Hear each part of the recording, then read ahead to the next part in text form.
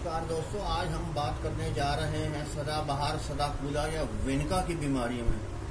कौन कहता है इसे कोई बीमारी या कीड़े नहीं लगते। दुनिया की कोई ऐसी वनस्पति नहीं है जिसमें कीड़े या बीमारी ना लगे। ये बात अलग है कि कुछ हार्डी प्लांट होते हैं, खुद ब खुद वो झेल जाते हैं और हमें इस बात का पता नहीं लगता, या कीट थोड़े अपेक्षाकृत कम मात्रा में आते हैं।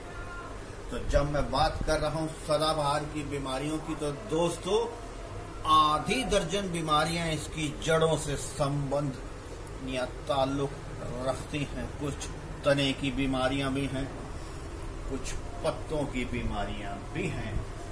बीमारियों में जब मैंने कहा तो काले रंग की जड़ गलन भी होती है। यह बीमारी थिलापियोप्सिस वेसिकोकल फंगस के कारण होती है। इसके मुख्य लक्षणों में पत्ते जो होते हैं ना, यहाँ अभी तो यहाँ आपको हरे दिख रहे हैं, ये पत्ते पीले पड़ जाते हैं। जो काले रंग का जो जड़ गलन बीमारी है, विकास में रुकावट हो जाती है, पत्ते मुड़ भी जाते हैं, इसके जड़ों पर गहरे धब्बे पड़ जाते हैं। अगर आप इसको उठाकर देखो, मेडागास्कर का ये प्राणी करीब आधी दर्जन प्रजातियां वहीं से पैदा हुई, एक भारत के हिस्से में आई है। इसके अलावा पीचियम जड़ गलन, यह जड़ के सिरों पर हमला करती है दोस्तों, फिर धीरे धीरे ऊपर की ओर बढ़ती है, जैसे उकटा रोग होता है जिसे हम विल्ट भी कहते हैं। ये भी जमीन से आई फंगस होती है। मैंने बताया कि काले रंग की जड़ गलन बीमारी थिलापियोप्सिस वेसिकोकल फंगस के कारण होती है। पीचियम स्वयं में ही एक प्रकार की फंगस है जो जड़ों पर हमला करती है और ऊपर बढ़ जाती है। और उकटा रोग तो खैर जैसे मैंने बताया, विल्ट की समस्या तो है ही है। एक फाइटोथोरा जड़ गलन होती है। अगर जड़ गलन से देखेंगे तो उसमें कुछ मात्रा में द्रव्य रिश्ता है इसके इस बीमारी के साथ। पत्ते पीले और जामुनी रंग के हो जाते हैं, पौधों का विकास रुक जाता है, पौधे सूखने के बाद मर जाते हैं। इसके अलावा अब नंबर आता है राइजोक्टोनियो जड़ गलन, ये भी एक फफूंदी है। इस बीमारी के बाद पौधा सूखने के बाद अचानक मर जाता है। इसके अंदर कई किस्म की जड़ गलन बीमारी होती हैं। अभी इसमें कुछ जड़ एक गलन से संबंधित एक आदि बीमारी है जिसको ये काट दिया गया है। फाइटोथोरा हवाई झुलसा जो ऊपर से आता है, ऊपर से, जिसे उल्टा झुलसा भी लोग कहते हैं। इस बीमारी में शाखाएं सूख जाती हैं और इन पर स्लेटी रंग के घाव, हरे धब्बे बन जाते हैं। अब कई लोग जड़ों में डाईबैक कहते हैं। तो डाईबैक की समस्या जो होती है बंधुओं, वो इसमें तो कह सकते हो आप नीचे, लेकिन वो ऊपर से नीचे होती है। जैसे गुलाब में ऊपर से नीचे होती है, तो जहां पर वो होती है तो वहां से काला कट कर दिया जाता है। वो इसमें समस्या गुलाब वाली तो नहीं होती है।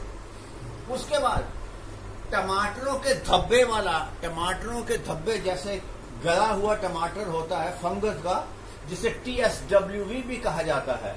ये जो टमाटो वायरस, इस बीमारी से पत्तों के बीच में काले धब्बे हो जाते हैं, काले धब्बे गोल गोल धारियां पड़ जाती हैं।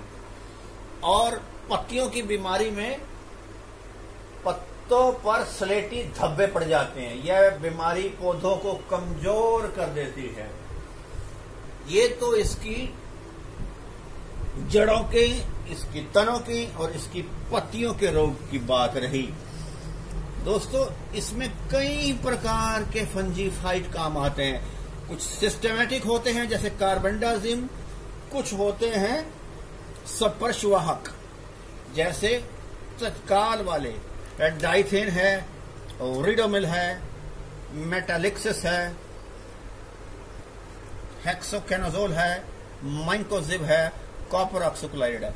इसमें कुछ ना कुछ बदल बदल के, या कार्बेंडाजिम के साथ हेक्साकेनाजोल या बाविस्टिन के साथ कॉपर ऑक्सीक्लोराइड, दोनों का मिश्रण बना के इनके ऊपर छिड़काव किया जा सकता है।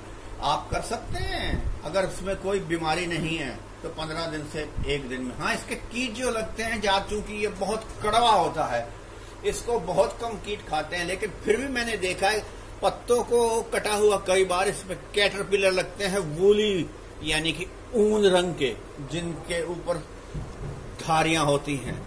और एक जिसे आप अपनी भाषा में एफिड कहते हैं, यानी कि चेपा, काले रंग का, वो तो बहुतायत मात्रा में पाया जाता है और उसको हटाना बहुत ही आसान है। कोई भी आप इंसेक्टिसाइड उसके अंदर डाल सकते हैं, इमीडा भी चलेगा, मोनोक्रोटोफॉस भी चलेगा। तो आप इस प्रकार से प्लांट यानी कि पादप सुरक्षा कर सकते हैं, इनको बीमारियों से भी बचा सकते हैं और सदाबहार को कीटों से भी बचा सकते हैं। उम्मीद है आपको जानकारी पे आधारित यह कथन अवश्य पसंद आएगा। नमस्कार आपका और बहुत बहुत धन्यवाद।